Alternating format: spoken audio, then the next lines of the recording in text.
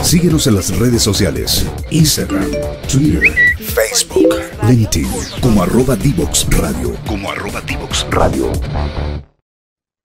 Y ahora de lleno conversando sobre patología en traumatología infantil con la doctora Françoise Descazó, @doctora Huesitos en Instagram y también en TikTok. Querida Françoise, cuéntanos ahora ya entrando en materia sobre tu especialidad, ¿cuáles son los motivos más frecuentes de consulta en traumatología infantil? Bueno, en traumatología infantil, como propiamente como traumatología, yo te diría que hay harta consulta por deformidades de las extremidades inferiores, es decir, pie plano, eso mucho consultan porque creo que tiene pie plano, me dijeron que tenía pie plano, no sé si es normal, me dijeron que usara plantillas para el pie plano. Harta deformidades de las extremidades como el genuvalgo, que son cuando las rodillas están juntas y los pies separados, o el genuvaro, y en columna, que es como a lo que me dedico más yo. Ahí yo te diría que lo más frecuente es como la sospecha de escoliosis, ¿verdad? Y el dolor lumbar también. Esas son como cosas lo que más frecuente.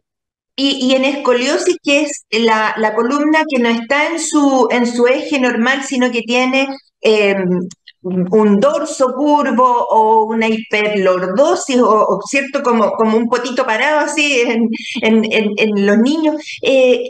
¿Las causas de estas enfermedades han cambiado en los últimos años o siguen siendo bien desconocidas? Bueno, la escoliosis, que también lo que tú dijiste, que efectivamente uno puede tener deformidades en el plano sagital, que es como el dorso curvo, pero la escoliosis es en el plano coronal, es cuando se nos curva la columna de frente, ¿verdad? De Y frente, ya. ahí, y ahí todavía no sabemos por qué ocurren las escoliosis. El 85% de las escoliosis, que es la mayoría, son idiopáticas. ¿Qué significa eso? Que no sabemos por qué ocurren. Hay varias teorías, algunas relacionadas a la hormona del crecimiento, a la melatonina. Sabemos que son más frecuentes en mujeres y es más probable que una mujer se termine operando, ¿verdad? Pero no sabemos por qué ocurren. Y Entonces esto, ahí, perdona, François, se ve en sí, los primeros días, meses, años de vida. ¿Cuándo tú detectas esta deformidad de la columna? ¿Cuando el niño empieza a caminar? ¿Cuando empieza a desarrollarse y el crecimiento? bueno, como esta, la idiopática aparece en la adolescencia. En el fondo son mujeres en la etapa prepuber, es decir, cuando ya están con sus desarrollos de caracteres sexuales secundarios, ¿verdad? Que empieza a desarrollarse el botón mamario o empieza a aparecer el vello púbico. Y ahí aparecen las escoliosis. O sea, en el fondo una niña que yo podría haber hecho una radiografía de columna 5 años antes, que no tenía escoliosis, a los 10 años se empieza a desarrollar y aparece la escoliosis.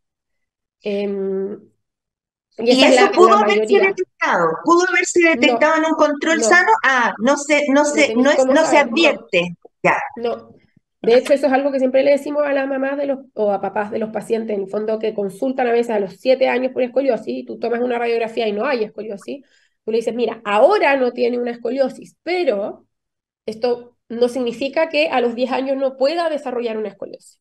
Entonces ahí es súper importante el examinar nosotros a nuestros hijos, ¿verdad? Cuando están, no sé, en el verano en bikini, en traje de baño, o cuando se van a bañar, cuando los bañamos, cualquier asimetría en los hombros, en la cintura, ¿verdad? Algo que nos llame la atención, siempre es mejor consultar y ver si es que es necesario tomar una radiografía o no. y cuando se confirma que hay una desviación, tal como tú dices, de frente en el plano sagital, ¿cierto? Eh, eh, ¿Es quirúrgico? Se puede corregir? Bueno, no todas las escoliosis son quirúrgicas, ¿ya? Ahí se dirían entre leves, moderadas y severas. Las que son sobre 40 grados son las severas y esas son las quirúrgicas, ¿ya? Perfecto. Pero y en las moderadas lo que hacemos es poner un corsé con el objetivo de que evitar que la curva avance para que no llegue a ser una curva severa, ¿ya? ¿Y se logra la Eh, normalización de la posición? no, No. no se logra que algunas disminuyen un poco y la idea es que no progrese, pero en el fondo no se elimina la curva. En el fondo, si tú ya tienes escoliosis, vas a seguir teniendo escoliosis. ¿Y en qué minuto tú eso lo aplicas, ese corsé? ¿Cuánto tiempo tiene que tenerlo puesto una persona para ver los resultados? Bueno, lo ¿Meses? que se recomienda, ¿Años? sí, es hasta el final del crecimiento, ¿ya? En ¿Como el a los fondo, si tú ves, 18? no, como hasta que cierren los cartílagos de crecimiento de la pelvis, y también usamos uno de la muñeca, ¿ya? Que vamos viendo la Ya. osificación de la mano. pero en el fondo hasta que el paciente ya haya cerrado sus cartílagos de crecimiento, que alrededor de los 15 años, ahí uno suspende el uso de corsé. Y el corsé tiene muy buenos resultados. El tema es que es difícil la adherencia, porque igual es en una edad en que los niños, la adolescencia de por sí es difícil. Entonces, Sí, imagínate, sí, tengo 3 hijos hombres que fueron, exacto. sí, Entonces, imagínate adolescentes. además con un corsé, ¿cachai? Que obviamente igual va debajo de la ropa, pero igual, claro, algo se nota y todo. ¿Es Entonces, permanente, sí, día y noche? ¿Sí?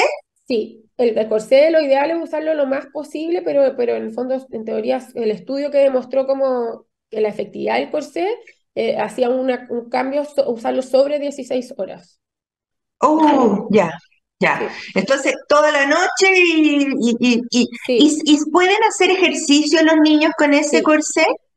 Pueden hacer, y de hecho para hacer ejercicio los dejamos sacarse el corsé, o sea, como se puede Ya. sacar el corsé, pero lo ideal es que sí, que sigan haciendo ejercicio. Eso es otra cosa como mucho, que me pasa mucho en la consulta, que de repente o en el hospital, que son derivados de APS o del pediatra, entonces les diagnostican la escoliosis, dicen no haga deporte, no haga nada, nada, nada, nada, hasta que lo vea el especialista, porque más o menos que no camine porque tiene escoliosis. No, al Oh, uy, revés, sí, hagan deporte, hagan eso. ejercicio, ¿ya? O sea, yo necesito que mi paciente siga activo, siga con una columna sana, que haga deporte. Entonces, llegan conmigo y me dicen como, oiga, ¿y puede hacer educación física en el colegio? Obvio que puede hacer, tiene que hacer. Entonces eso es como, eso es un mito como los que le digo yo, un mito en columna bien frecuente, esto que me suspenden todo porque tiene escoliosis, ¿verdad? Sí, mira, esto es súper interesante porque es lo que me pasa a mí con las vacunas de los virus respiratorios, que a la gente que está más inmunodeprimida le dicen, no, usted no se ponga ninguna vacuna, y resulta que es al revés, hay que reforzarla. Exacto, Y en el caso de los músculos, nosotros tenemos en ese sentido mucho interés en que la actividad muscular siempre se mantenga, porque eso es lo que le da tal cual, el trofismo, la alimentación a los huesos, ¿cierto? tal Que cual, mantener a ¿verdad? las personas. Eh, y, Exactamente. y hablamos ya entonces de esta escoliosis, ¿cierto? Que es de causas muchas veces desconocidas. ¿Hay carga genética en esto? Una persona que tiene una cifoescoliosis severa, una deformidad severa, ¿puede tener hijos que tengan esto mismo o eso es azaroso? No, sí, sí, o sea, no sabemos, como no hay, es que ahí es como la distinción en saber como que no sabemos por qué ocurre, entonces no es como que digamos, claro, esto es una enfermedad autosómica o recesiva, ¿verdad? No hay un tema como de la herencia, pero sí hay más riesgo de desarrollar escoliosis cuando hay antecedentes familiares de escoliosis. Y eso es algo, de hecho, Ya. que uno le pregunta a los pacientes, como tiene, sí, mi prima tiene o mi hermana tuvo, ¿te fijas? Entonces ahí hay que estar, y por ejemplo, si los dos papás tuvieron, también hay que estar ojo porque es más probable que tengan escoliosis. Claro, y aquí hemos hablado como de la enfermedad de los huesitos, pero también en la deformidad de la columna importa mucho los músculos. Hay enfermedades neuromusculares, la enfermedad de Duchenne, la atrofia muscular espinal. Cuéntanos un poquito cómo se enfrenta, cómo se discrimina, cómo se estudia una persona para discriminar si es una enfermedad propia de los huesos o es una enfermedad neuromuscular. En palabras bien simples. Sí, bueno, ahí es súper importante que tengamos claro que cuando es un diagnóstico, o sea, cuando es la escoliosis idiopática es un diagnóstico de descarte, ¿ya? Idiopática Entonces, para nuestros auditores significa que no sabemos por qué pasa. básicamente, cuando alguien le diga esto es idiopático es porque no sabemos por qué pasó, ¿ya? Claro, Pero lo que es súper importante es que es ya un diagnóstico de descarte. Entonces ahí tiene que haber un estudio previo. como una actitud, exacto, una actitud activa a buscar causas que yo puedo detectar. Entonces ahí es clave, bueno, la anamnesis, obviamente, el examen físico, ¿verdad? Hacer un examen físico que incluye un examen neurológico, hacemos reflejo, un montón de cosas para ver que hay una indemnidad del sistema nervioso central y periférico, ¿verdad? Y, ¿En los niños, en los niños se ocupa la velocidad de conducción y la electromiografía? sí, sí También, hacemos electromiografía, sí, también, ya. sí. El tema es que, claro, igual es doloroso y también tienen que cooperar, entonces en niños más chicos es un poco difícil, pero yo te diría que sobre los 7 8 años sí podemos hacer electromiografía. Claro, ahí les tenemos que Em, contar, perdón, a las personas que la electromiografía es lo que ve la conducción eléctrica y que necesariamente necesita dos agujas en distintos puntos de los músculos. Entonces yo me imagino exacto, cómo debe ser en un niñito chico sí, ponerle estas dos agujas y sí, medirle la corriente. Entonces como sí. que es un examen muy puntual que el especialista indica. Exacto, exacto. Y bueno, y ahí y lo otro que, bueno, igual nosotros sabemos más o menos que estas escoliosis idiopáticas cumplen ciertos patrones, son curvas torácicas derecha, lumbares izquierda, entonces ahí uno tiene que ser como con un ojo muy activo, ¿verdad? Buscamos hiperlaxitud en los pacientes, entonces si cualquier cosa nos llama la atención, los derivamos a genetistas, ponte tú para que los estudie, o pedimos Ya. una resonancia de columna total buscando como alguna causa en la médula de la escoliosis. Entonces, en el fondo ahí es súper importante que como tomarse el tiempo de hacer una buena anamnesis, ¿verdad? Un buen interrogatorio, hacer un buen examen físico, porque es un diagnóstico de descarte. Entonces, si a ti se te pasa, ponte tú que el paciente era hiperlaxo y no te fijaste que medía 1,90 y tenía los brazos que le llegaban hasta la rodilla y en verdad parecía un marfan, ¿verdad? Que es como Claro, una colagenopatía y no lo derivaste a la genetista, se te va a qué pasar al mal. final el diagnóstico. Claro, y ahí se le agrega el aneurisma de la aorta y otras Exacto, fallas. exacto. Y Mira no es como tan bueno todos operarlo si miramos, tiene un aneurisma en la aorta. claro, todos miramos por el lado que a uno le interesa. Cuando conversamos también de algunas enfermedades, me recuerdo perfectamente que cuando estábamos en el Aquí Somos Todos, que era el canal, un programa de Canal 13, siempre aparecían algunos casos de niñitos con atrofia muscular espinal que peleaban por terapias súper caras, pero tú me contabas que en tu hospital, eh, Ezequiel. En el Ezequiel González Cortés, se cuenta con recursos de terapéuticos como el Spinraza para tratar estas enfermedades. O sea que en ese sentido la salud pública está al día en algunas de estas terapias. Sí, sí, mira, la única que, o sea, bueno, en el fondo en estos pacientes con atrofia medular espinal, yo lo que sí sé es que en el hospital, que bueno, obviamente esto lo ven los neurólogos, no lo vemos los traumatólogos, pero sí Claro. hay Spinraza, de hecho la semana pasada estaban haciendo aplicación de Spinraza en unos pacientes en pabellón. Así que sí, o sea, en ese Sí. sentido la salud pública está al día y bueno, claro, después están los otros medicamentos que son más caros y todo, pero Spinraza sí hay acceso en la salud pública. Perfecto. Y ahora, mira, se nos va a pasar volando este programa, pero cuéntanos ya, primero hablamos como de trastornos de la columna, ¿cierto? Las escoliosis.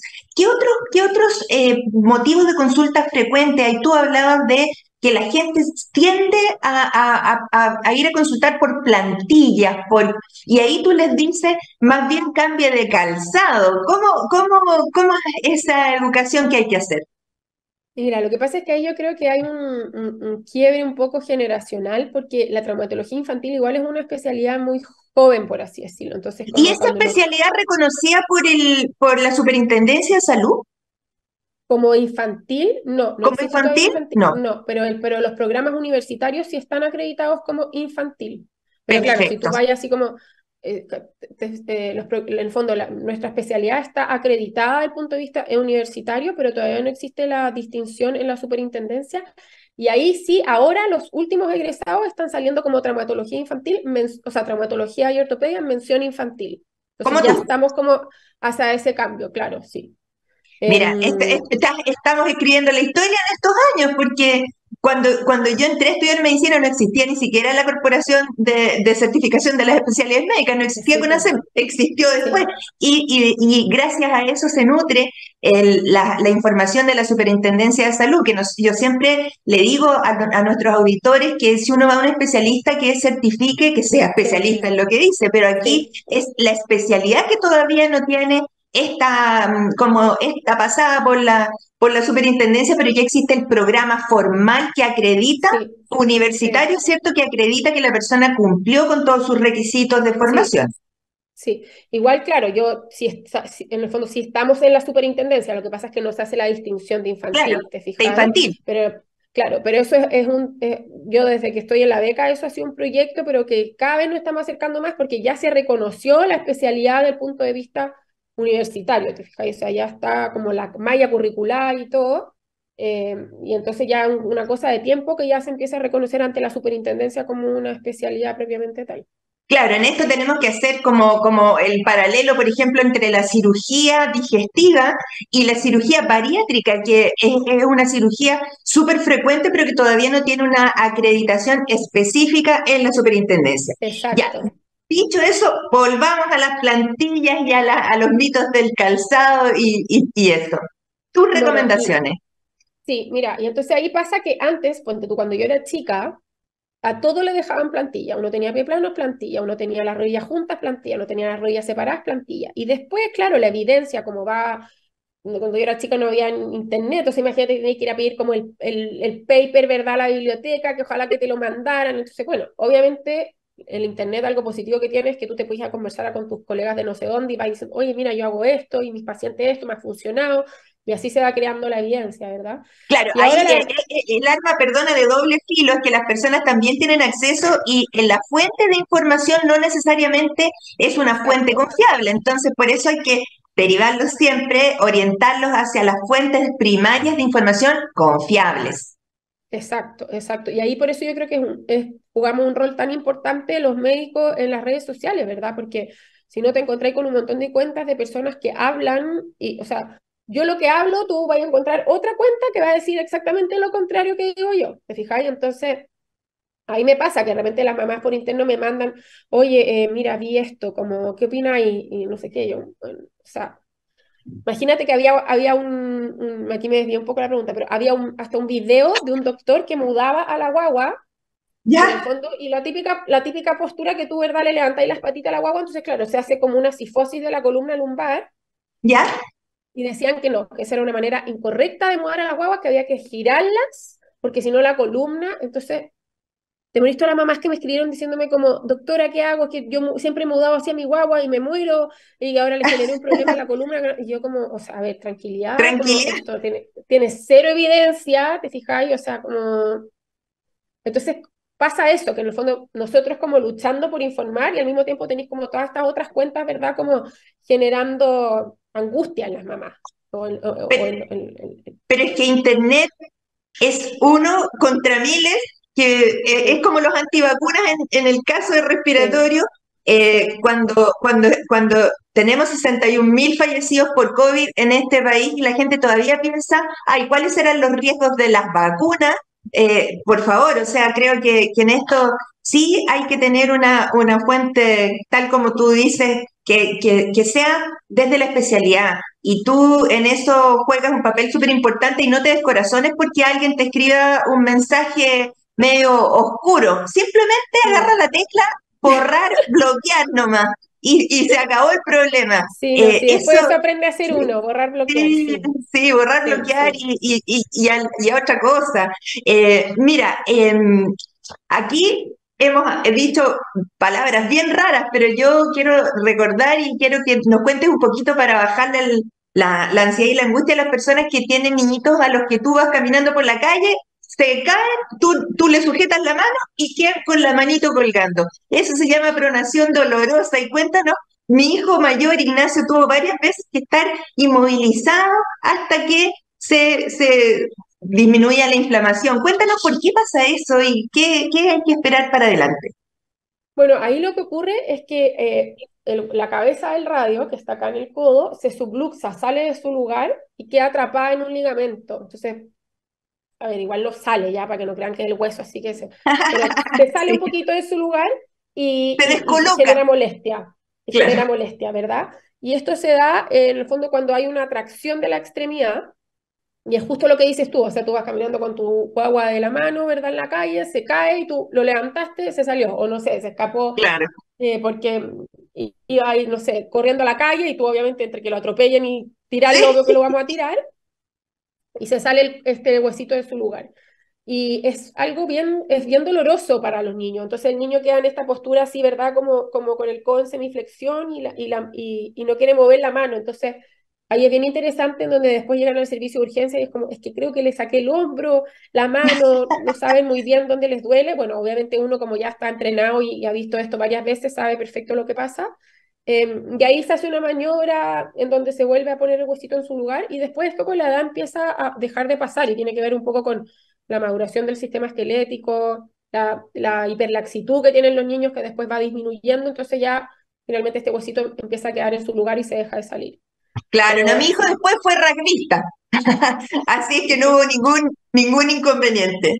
A mí también me pasaba cuando chica y ya no me dejó ¿En de pasar, así serio, que sí. pobrecita?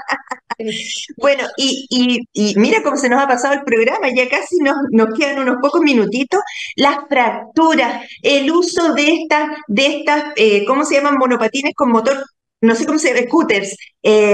Uno de mis hijos en un monopatín se fracturó la clavícula, tuvo que usar un vendaje de noche un tiempo. Mi suegra le hizo el diagnóstico de la fractura. Entonces, ¿son más frecuentes ahora los traumas de los huesos o también siempre han sido frecuentes? No, siempre han sido frecuentes. Lo que sí, claro, como la población ha ido aumentando, cada vez al final las urgencias están más llenas, porque en el fondo tenemos, como ya en Chile el otro día leí, que casi vamos a ser 20 millones de personas. Entonces, claro, uno ve más fracturas, pero al final tiene que ver en relación a la... Lo que sí ha aumentado harto son los accidentes por las camas elásticas y los parques estos de trampolines. Sí. Y a mí mis amigas se ríen porque estoy en un chat y dicen como, ay, oferta de cama elástica para que le regalemos a los niños para el cumpleaños. Y dicen, ya, Wow. la Fran nos va a retar a todas. Y yo me río un poco y digo como, ya, bueno, no voy a ver. Eh, Pero eh, sí son y el una fuente mecanismo, importante de claro, accidentes. el mecanismo de lesión es que los niños rebotan y se caen de la cama elástica o Hay, se lesionan dentro de la misma malla. son ambas. Ya. Hay mira, lo que pasa es que si un niño salta solo, es poco probable que le pase algo si además está en una cama elástica que tiene una seguridad, ¿verdad? Una malla, en el fondo no va a salir volando porque la malla lo contiene. Pero sí, lo que pasa es cuando empiezan a saltar de a varios, porque en el fondo tú vas a Ah, saltar piensa que la cama se hunde, pero después viene hacia arriba. Entonces y viene te la energía proyectan. de la cama hacia arriba y tú vas para abajo, entonces esto se potencia y bueno, entre que caen mal y caen unos arriba de otro, salen también de la cama elástica. Los juegos inflables también, los que están súper de moda en los cumpleaños, harto niño fracturado, porque se caen uno arriba de otro, caen mal, o sea, he visto fracturas de antebrazo, fracturas de pierna, De fracturas nariz, de seguramente. clavícula, también, mira, y en uno de los trampoline park, una fractura de columna en una niñita súper grave, que cayó mal, ella en el fondo estaba en que son estos parques llenos de cama elástica y se tiró como a Claro. un lugar donde hacer una pirueta y cayó mal, se fracturó la columna, entonces mira, yo no digo cómo prohibirlos, pero sí hay que tratar de como usarlos de forma segura, ¿verdad? Entonces, en el fondo, saltar de a uno, como tratar de no hacer tanta pirueta, como ojalá disminuir el riesgo al mínimo. Yo siempre, me pasa que mis pacientes de repente se fracturan y la mamá me dicen, bueno, entonces yo lo voy a sacar de fútbol porque no, o Oh, sea, como que, y yo no, o eh, sea, esto es parte de, ¿te fijáis? Como mi hijo también se fracturó la clavícula y se cae en bicicleta y tajo en la frente, como es parte de la vida, no podemos a los niños restringirles tener actividades, ¿verdad? Con la cantidad de porcentaje de obesidad que tenemos en Chile actualmente y de sedentarismo, en el absolutamente de acuerdo. fondo, al revés, o sea, eso es un riesgo que va y el niño tiene que hacer deporte y se va a fracturar y algunos sí se van a fracturar y otros no se van a fracturar y no importa, seguimos haciendo deporte, ¿te fijáis? Es parte Mira, de... mira qué importante esto, porque las mamás como que dejan que los niños se suban a una cama elástica o a un juego inflable pensando en que instantáneamente van a tener dominio del cuerpo, del momentum, de Exacto, la fuerza, del impulso de las exacto, extremidades, y en realidad esto requiere igual training.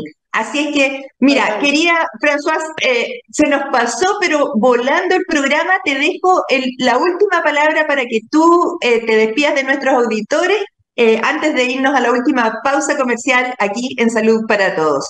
Danos tu mensaje final. Bueno, primero quería agradecerte de nuevo la oportunidad de estar acá. Quienes no Encantada. me conocen me vayan a seguir a Doctora Huesitos, ¿verdad? Porque ahí no solo comparto información de traumatología infantil, pero sino también la idea es derivarlo hacia especialistas que sean de confianza, que estén actualizados, ¿verdad? Tanto pediátricos como adultos. Y eso, invitarlos a que se informen de fuentes confiables, ¿verdad? Que no crean en el rumor o en el cagüín, ¿verdad? En las fake Sí, news, en la mala sino que onda. claro, pero que también usen las redes sociales porque en vez de repente de estar viendo como videos de cosas como sin sentido, también son una fuente muy útil para poder llegar a muchas personas, a transmitir, ¿verdad? Como medicina basada en la evidencia, pero en un lenguaje sencillo para que todos lo podamos entender y nos cuidemos y seamos parte también de la prevención y del tratamiento de las enfermedades.